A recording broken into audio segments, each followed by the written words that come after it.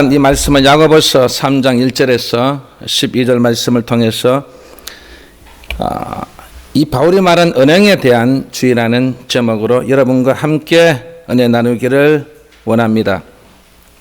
이 동서고금을 통해서 이 은행에 대한 이 주의는 매우 강조되어 왔습니다. 명심보감의 어느 편에 보면은 말의 조리가 맞지 않으면 말하지 아니함만 못하다라고 했습니다. 그래서 인간은 말로 의사소통하고 말을 통해 자기를 표현하는 시대입니다. 그리고 하나님께도 말을 통해 전달해야 되는 것입니다.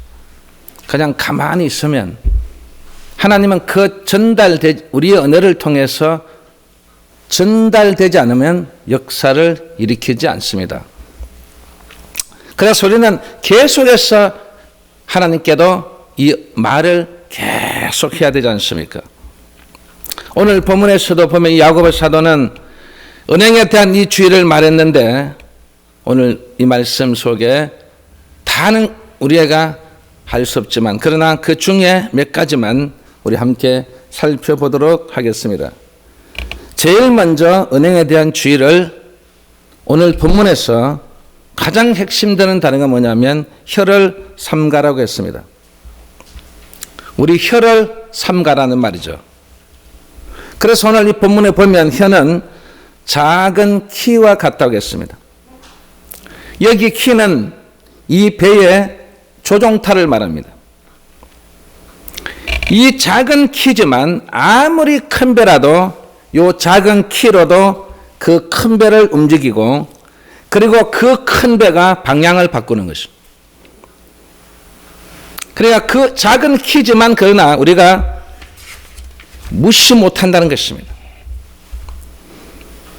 우리 작은 키가 무시 못하는 것처럼 우리 사람의 혀도 아주 작게 붙어 있지만 우리 사람의 생활 전체를 움직이는 것입니다. 이 말이 사용되지 않는 데가 없습니다. 그래서 이 혀의 말의 영향력이라는 것은 대단한 것입니다. 이 말이 피해를 줄 때는 그 파급력이 엄청나지 않습니까?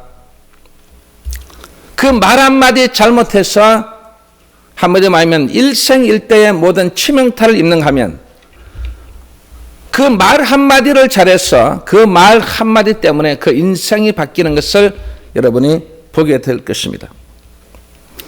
또 이 말이 유용하게 사용되었을 때의 그 파급력은 상상을 초월합니다. 우리 구약 성경에 보면 이스라엘이 블레셋과의 전투에서 이 골리앗은 하나님을 모독하고 조롱할 때는 이 골리앗의 말의 파급력은 대단했습니다. 그래서 이스라엘 군대는 그 두려움에 떨고 있는 반면에 이 블레셋의 군대는 사기가 하늘을 찔렀습니다. 그때 다윗이 나타나서 그 파급력을 일시에 잠재워 버립니다. 어떻게 잠재워 버리느냐? 너희들은 칼과 창으로 우리를 죽이려 하지만 우리들은 만군의 여호와의 이름으로 너희들을 죽이려 하겠습니다.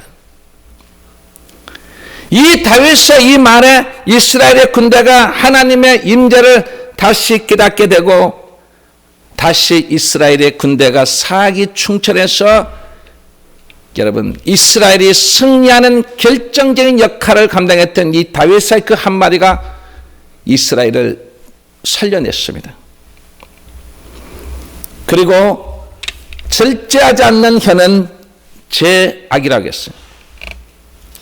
절제하지 않는 이 혀는 말을 그릇되게 사용하는데 말을 그릇되게 사용한다는 것은 그 말의 영향력에 대해서는 고려하지 않는 경우를 말하고 있습니다. 이 말을 제가 여러분에게 더 쉽게 직역을 하면 실로 자신은 무심코 던진 말이 상대방은 상처를 받았다는 말이에요. 여러분 그런 경우가 많이 있지 않습니까? 나는 내가 그냥 무심코 던진 이 말인데 상대방은 상처를 받았다는 거예요. 그래서 나중에 알고 보니까 그 말 때문에 상처가 됐다는 말이죠. 우리 성경에도 그런 말씀이 있습니다. 마태복음 26장 6절에서 13절을 보면 예수님이 식사를 하시는데 갑자기 이 마리아가 그 옥합을 예수님의 머리에다 확 붓는 거예요, 여러분. 그 옥합의 향기가 예수님께서 식사하는데 막 그 향기가 나고 얼마나 좋은지 몰라요. 그런데 그 모습을 바라본 제자들이 분개하여 뭐라고 말합니까? 가난한 자들에게 나누어 주지.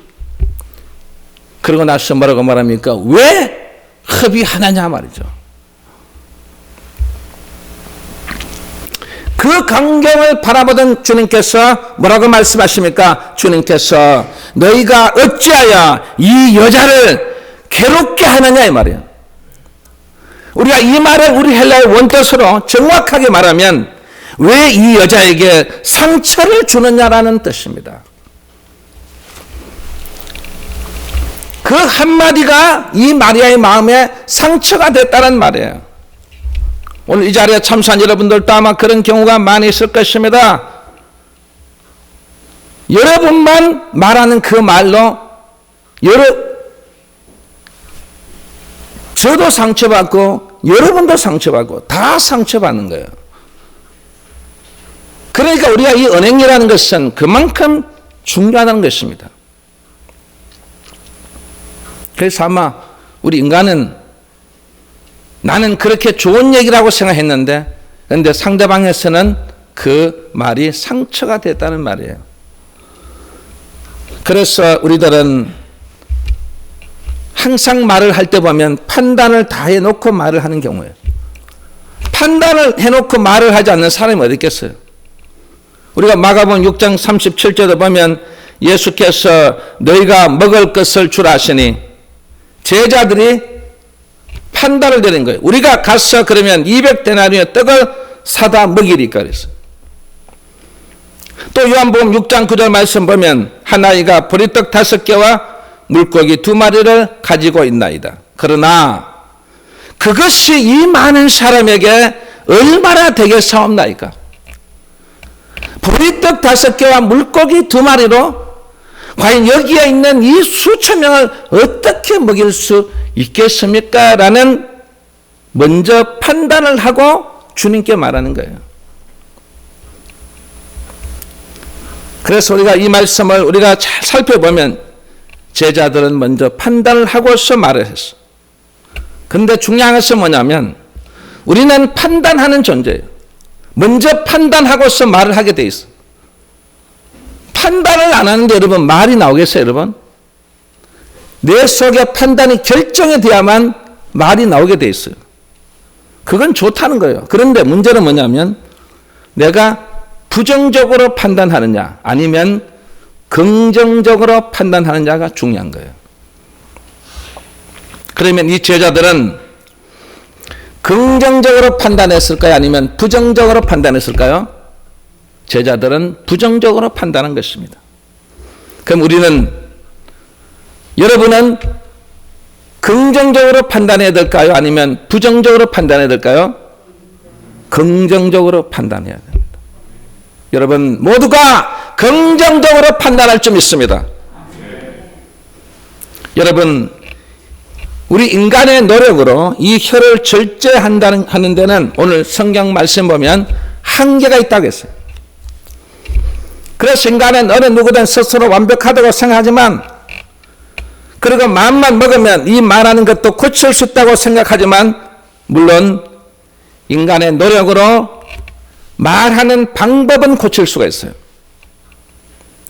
무엇을 고칠 수 있다고요? 말하는 방법은 고칠 수 있어요. 그러나 마음을 정화시키지 않는 한 말의 내용은 고칠 수가 없다는 거예요. 방법이 중요한 게 아니고 말의 내용이 중요하단 말이에요. 이 내용이 상대방이 상처를 받고 그 내용이 하나님이 실망하시고 그 내용이 형편없다라고 여러분 우리에게 말씀하시는 것입니다. 하나님은 말하는 방법이 중요한 게 아니에요. 아무리 천상뉴스같이 한다고 하더라도 그 말의 내용이 감동을 주지 못하면 아무런 의미가 없는 것입니다. 말의 내용이 없다면 결국은 역사가 일어나지 않는다는 말입니다. 감동을 못 주는데 여러분, 내 청중이 여러분 과연 그 사람을 투표하는데 찍겠습니까? 여러분, 감동을 줘야 된다 이 말이에요. 그게 말의 내용이에요. 왜 말의 내용을 고치지 못하냐면 이 말이 바로 내 마음의 표현이기 때문인 것입니다. 내용은 내 마음의 표현에서 나오는 거예요. 내 마음에서 표현에서 나오지 않는 사람은 이 세상에 어느 누구도 없어요. 그래서 마음속에 악을 가득 품고 있는데 말의 내용이 달라질까요? 마음이 병들어 있는데 이 말의 내용이 달라질까요? 항상 악을 품고 있는 사람은 가서 대화를 해보면 꼭 보면 그 악에 대한 얘기를 해요. 계속해서 그 얘기. 그리고 사람이 마음이 병드는 사람은요, 그 말의 내용을 들어보면 이제는 못 살겠어요. 이제는 저는 포기했습니다. 말의 내용을 들어보면 다 그래요, 여러분. 그리고 마음이 건강한 사람들 얘기 들어보세요, 여러분.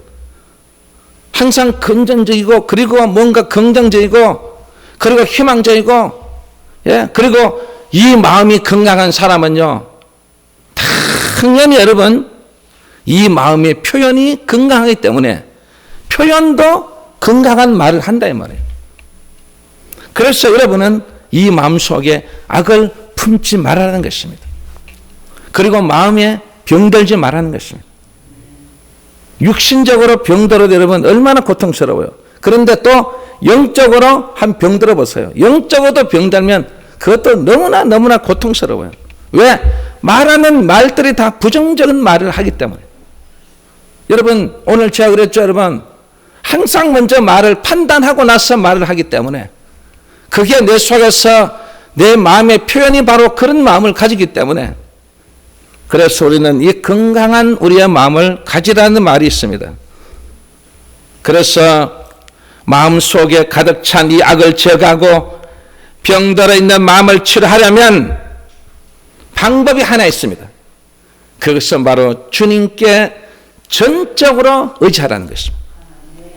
여기 주님께 전적으로 의지하라는 이 말은 주님께서 아주 쉽게 표현했어요. 너 내 안에 들어와. 너가, 여러분들이 어디 누구에게 들어간다고요? 주님 안에 들어가야 돼요. 그러면 주님과 멀어지면 멀어질수록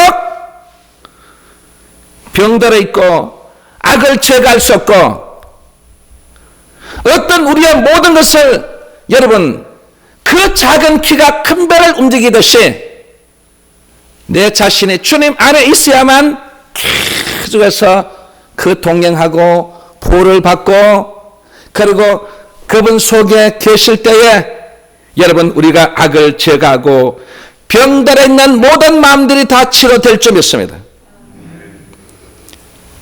그래서 내가 주님 안에 있을 때에 내 마음이 정화되는 것입니다. 그래야만 내 마음이 정화됨으로써 무엇이 달라진다고요? 말의 내용이 달라지는 거예요. 여러분, 말의 방법이 중요한 게 아니라 말의 내용이 중요하다겠어요. 여러분, 정말 주님 안에서 여러분 완전히 정화돼서 여러분은 말의 내용이 달라지고 또 달라지고 계속해서 달라지는 역사가 일어나기를 주의 이름으로 축원합니다. 두 번째는 혀는 혀인데 세치혀가 있습니다. 제가 혀를 세치혀라고 했어요. 오늘 봉독한 말씀에서 보면 이 혀는 여러분이 타는 말의 입에 재갈을 물리고 굴레를 씌워야 한다는 말이 오늘 본문에 나와 있습니다. 여기 말의 입의 재갈은 무엇이냐면 말 입에다가 물리는 새가 있어요. 옛날에는 이 나무를 물렸어요.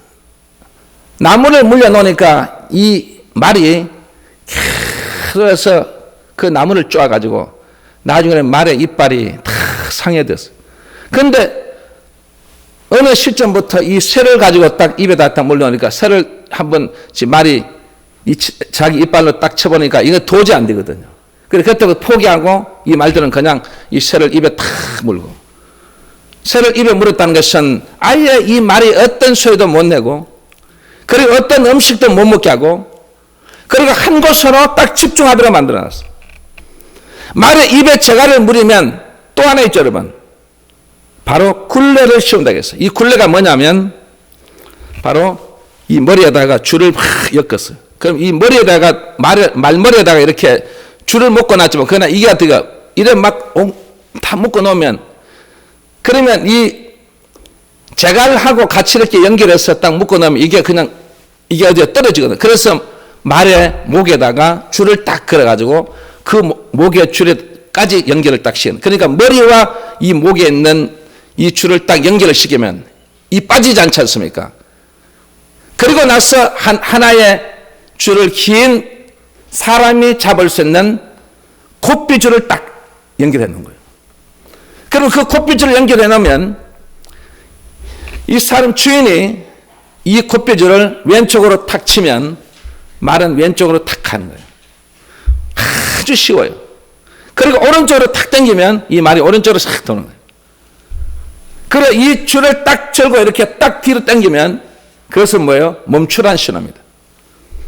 그래서 이 주인이 이 재갈과 굴레를 딱 씌워놓으면 이 말이 주인이 시키는 대로 자면 자, 우면 우, 스톱하고 전진하려면 치면 앞으로 가는.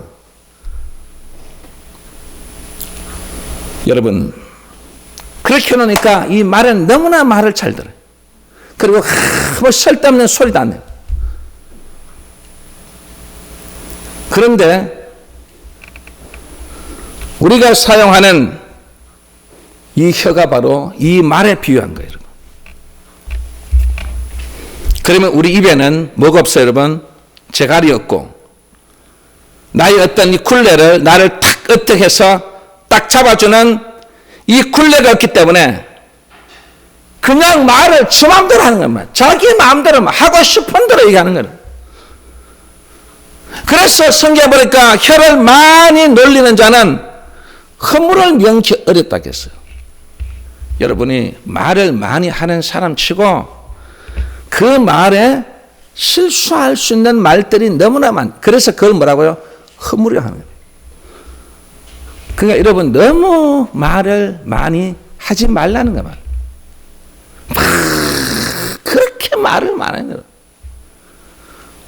그 여러분 내가 한번 미리 모든 그 말을 결정을 하고 그 말을 딱 분별하고 그 말을 할 시간이 없는 거예요. 여러분.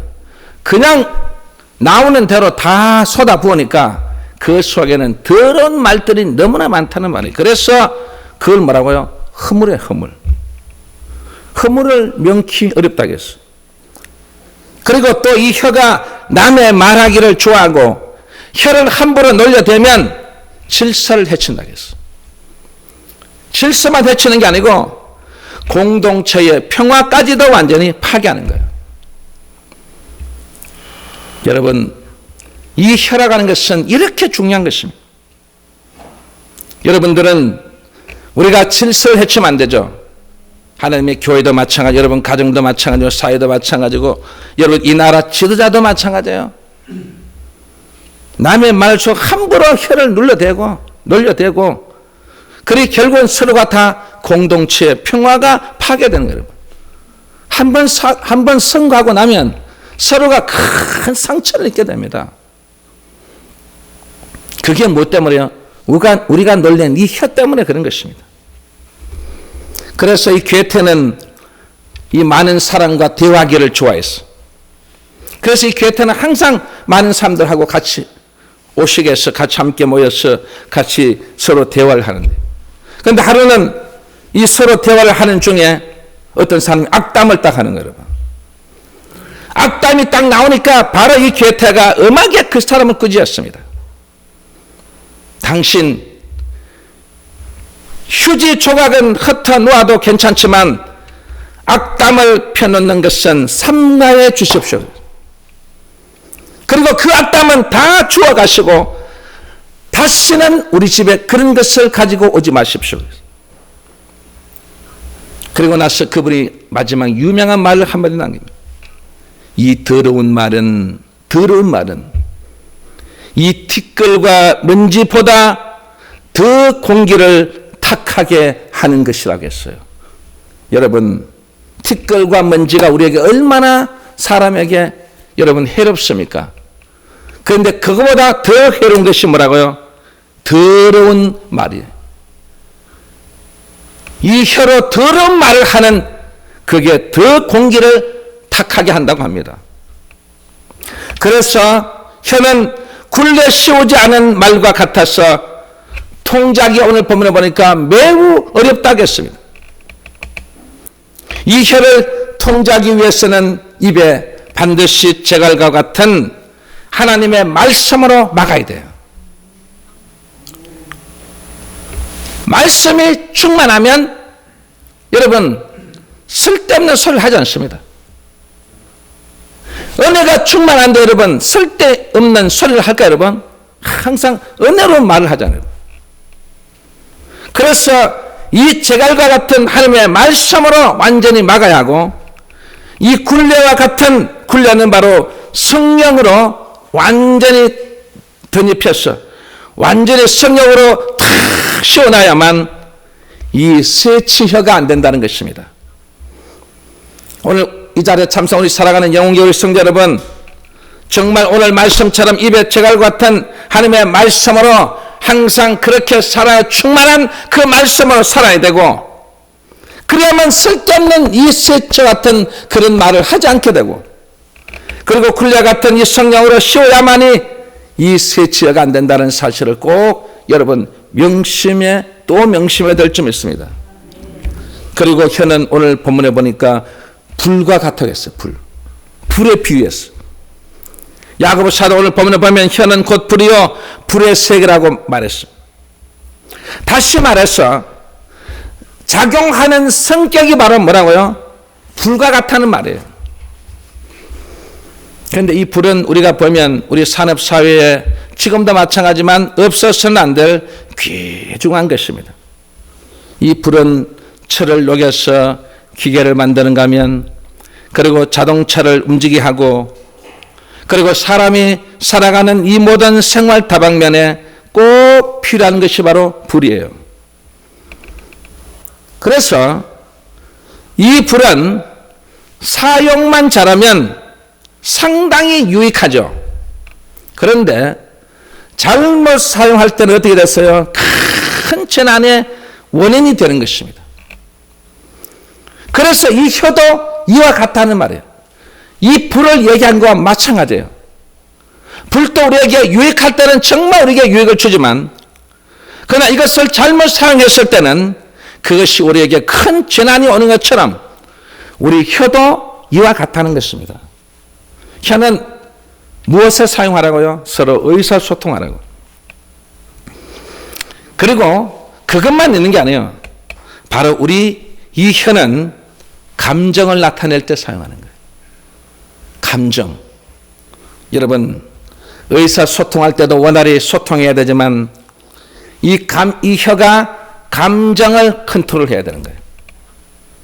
그런데 이 혀가 감정을 컨트롤하지 못하니까 한마디로 말하면 이 속에서 모든 사람들에게 상처를 주는 말을 엄청나게 쏟아붓는 거예요.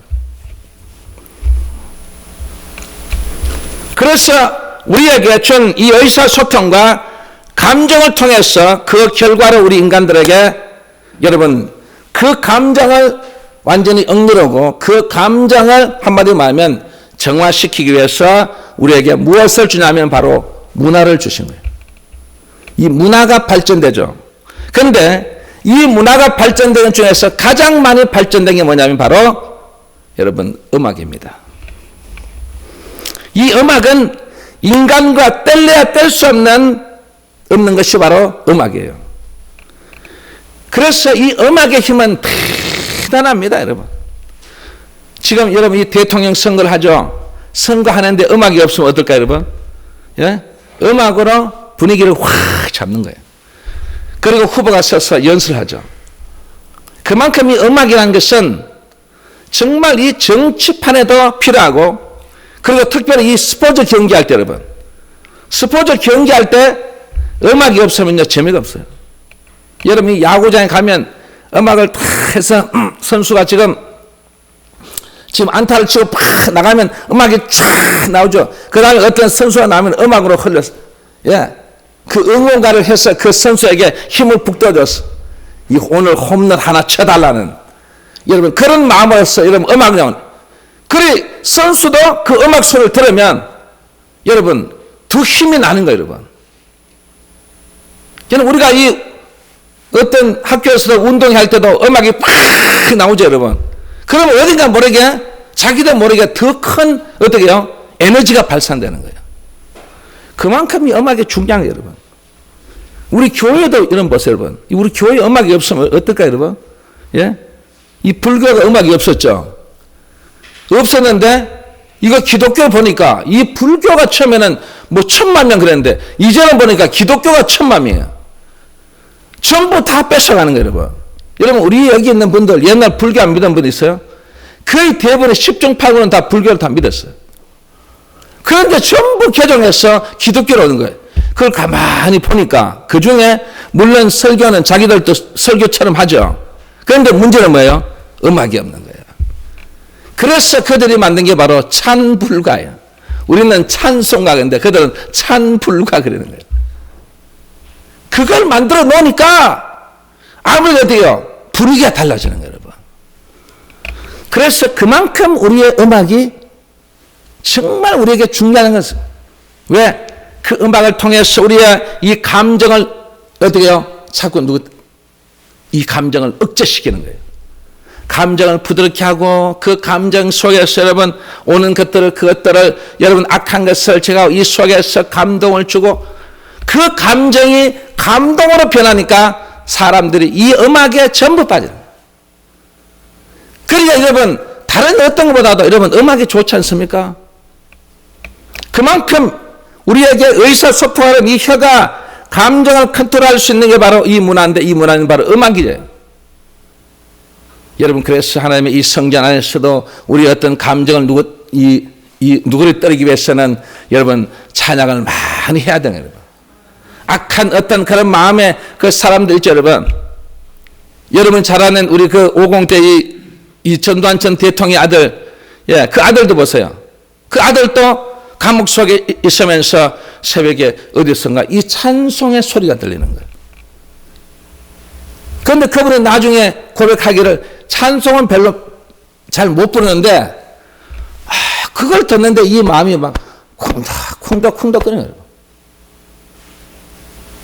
그래서 나중에 그 찬송을 자기도 또 같이 따라하고 같이 그 안에서 찬송을 하다가 야 내가 이제 진짜 우리 아버지의 그 잘못을 뉘우치기 위해서 내가 주의 종이 되어야 되겠다. 그래서 지금 여러분 신학 공부를 하고 있는 거예요. 여러분 별로 놀라지 않으시네. 아무도 교회 믿지 않는 그 가정 안에서 그 감옥 속에서 그 찬송의 소리를 듣고 이 마음이 변화돼서 지금 신학 신당을 공부를 하고 있는 거예요. 여러분 그만큼 우리가 이 음악이 우리에게 주는 이 많은 감정을 컨트롤한다는 말이에요.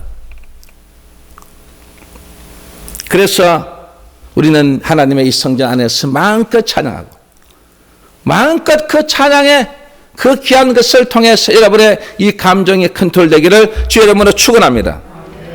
그리고 이 혀는 모순된 양면성이 있어요. 이 혀는 원래 인간과 소통하고 그리고 또 하나 하나님과 소통하라고 창조됐어요. 그리고 우리 이웃에게 위안과 용기와 희망을 주도록 지원받았어요. 그런데 이 혀를 범죄한 것에 사용했어요. 어디 사용했다고요? 범죄한 곳에 사용했어요. 여러분, 이 혀를 범죄한 곳에 사용하지 않기를 바랍니다. 그런데 우리 성경의 역사에 보면 창세기 3장 1절 보면 뱀이 여자에게 물어 이르되 하나님이 참으로 너희에게 동산나무 이 모든 나무의 열매를 먹지 말라 하시더냐. 그러니까 창세기 3장 2절에 이 하와가 뱀에게 말하되 동산나무의 열매를 우리가 먹을 수 있으나 창세기 3장 3절에 보니까